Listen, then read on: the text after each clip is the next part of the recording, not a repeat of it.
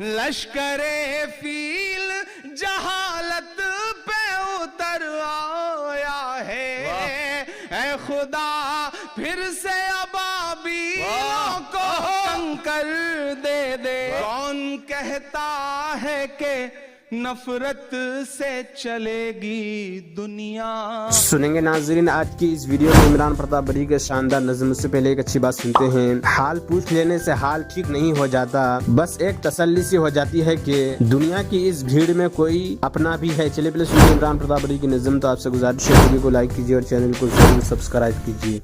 ان کی اجڑی ہوئی بستی کی صدائیں سن لے، اے خدا قبلہ اول کی دعائیں سن لے۔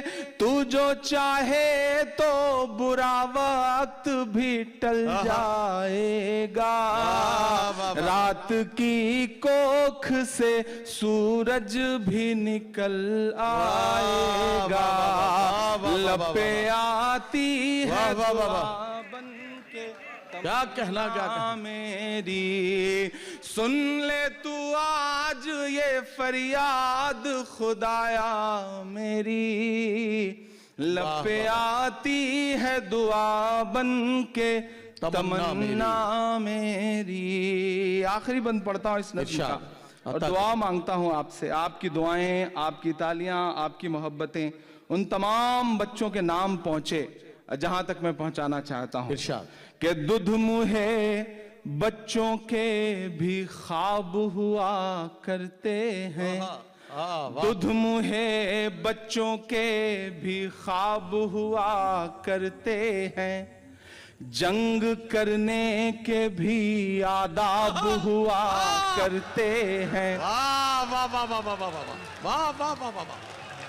دودھ منہے بچوں کے بھی خواب ہوا کرتے ہیں، جنگ کرنے کے بھی آداب ہوا کرتے ہیں، بچوں کے بھی خواب ہوا کرتے ہیں، جنگ کرنے کے بھی آداب ہوا کرتے ہیں۔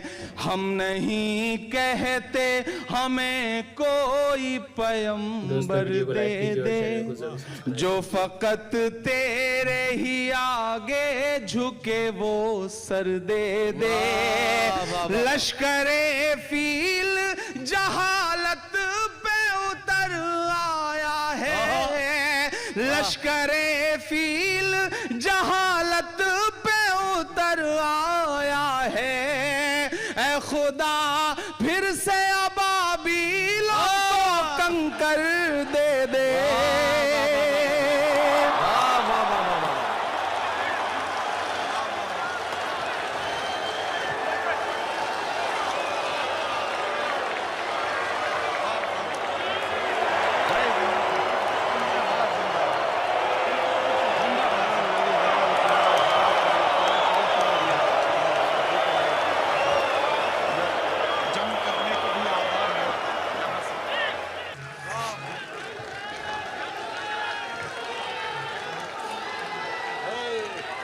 بہت شکریہ۔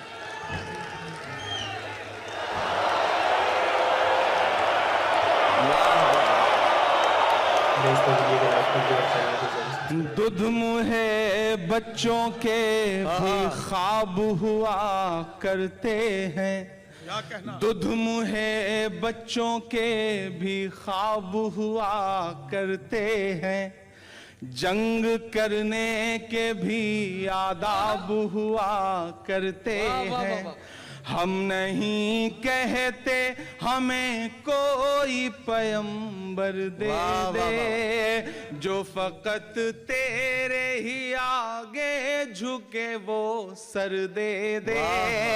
لشکر فیل جہالت پہ اتر آیا ہے، اے خدا پھر سے ابابیلوں کو کنکر دے دے۔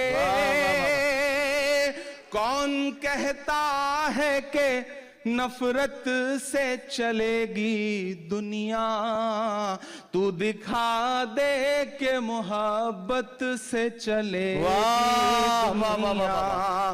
لپے آتی ہے دعا بن کے واہ واہ واہ تمنا میری، واہ واہ واہ لپے آتی ہے دعا بن کے تمنا میری، سن لے تو آج یہ فریاد خدایا میری، لپے آتی ہے دعا بن کے تمنا میں۔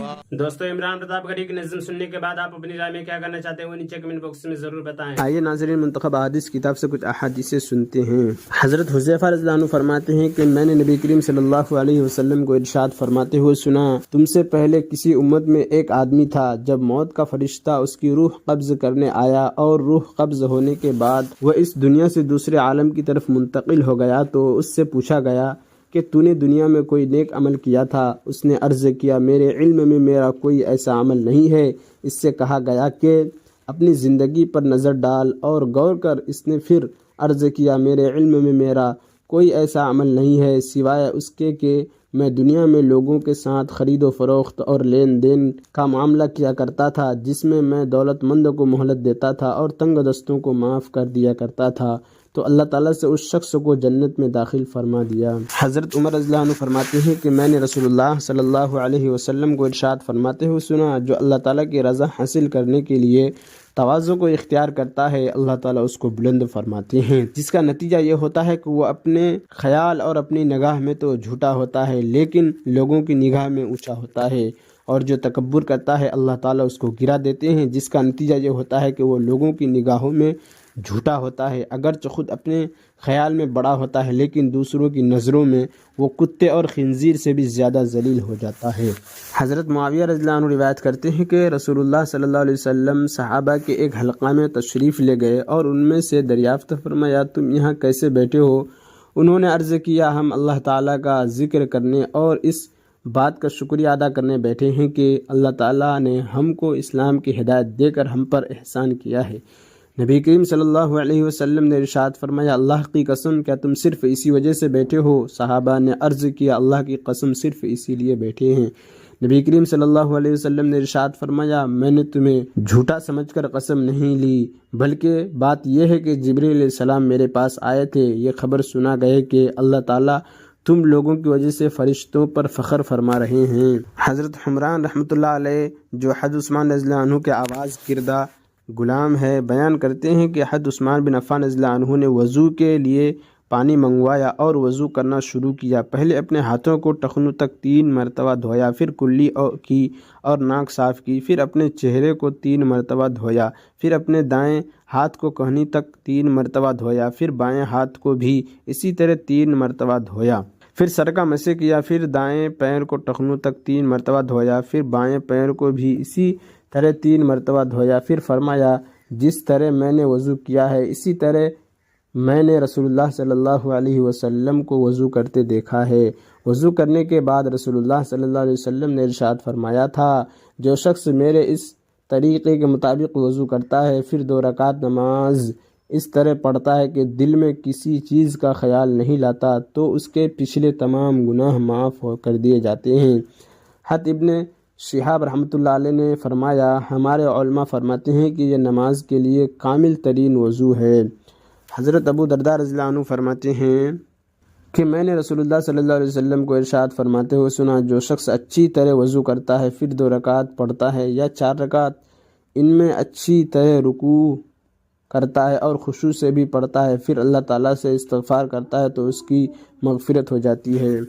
حضرت ابو ہریرہ رضی اللہ عنہ فرماتے ہیں کہ میں نے رسول اللہ صلی اللہ علیہ وسلم کو ارشاد فرماتے ہوئے سنا قیامت کے دن آدمی کے اعمال میں سب سے پہلے نماز کا حساب کیا جائے گا، اگر نماز اچھی ہوئی تو وہ شخص کامیاب اور بامراد ہوگا اور اگر نماز خراب ہوئی تو وہ ناکام و نامراد ہوگا۔ اگر فرض نماز میں کچھ کمی ہوئی تو اللہ تعالیٰ ارشاد فرمائیں گے دیکھو کیا ہمارے بندے کے پاس کچھ نفلیں بھی ہیں جن سے فرضوں کی کمی پوری کر دی جائے، اگر نفلیں ہوں گی تو اللہ تعالیٰ ان سے فرضوں کی کمی پوری فرما دیں گے۔ اس کے بعد پھر اسی طرح باقی اعمال روزہ زکوٰۃ وغیرہ کا حساب ہوگا، یعنی فرض روزوں کی کمی، نفلی روزوں سے پوری کی جائے گی اور زکوٰۃ کی کمی نفلی صدقات سے پوری کی جائے گی۔ حضرت عائشہ رضی اللہ عنہ فرماتی ہیں کہ ایک صحابی رضی اللہ عنہ کی خدمت میں حاضر ہوئے اور عرض کیا، یا رسول اللہ، آپ مجھے اپنی جان سے بھی زیادہ محبوب ہیں، اپنی بیوی سے بھی زیادہ محبوب ہیں اور اپنی اولاد سے بھی زیادہ محبوب ہیں۔ میں اپنے گھر میں ہوتا ہوں، آپ کا خیال آ جاتا ہے تو صبر نہیں آتا جب تک کہ حاضر ہو کر زیارت نہ کر لوں۔ مجھے یہ خبر ہے کہ اس دنیا سے تو آپ کو بھی اور مجھے بھی رخصت ہونا ہے، اس کے بعد آپ تو انبیاء علیہ السلام کے درجے پر چلے جائیں گے، اور مجھے اول تو یہ معلوم نہیں کہ میں جنت میں پہنچوں گا یا نہیں۔